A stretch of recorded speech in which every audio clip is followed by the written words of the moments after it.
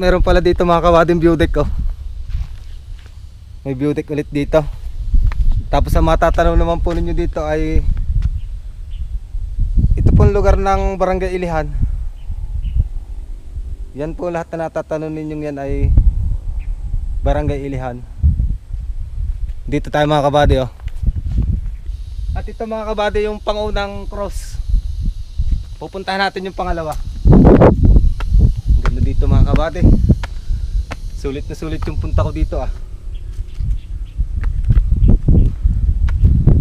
At ito po yung pangalawang cross. Ang pangatlo naman ay nandoon. Dito tayo. Napakaganda po talaga ng pinaka-garden nila, oh, mga kabady.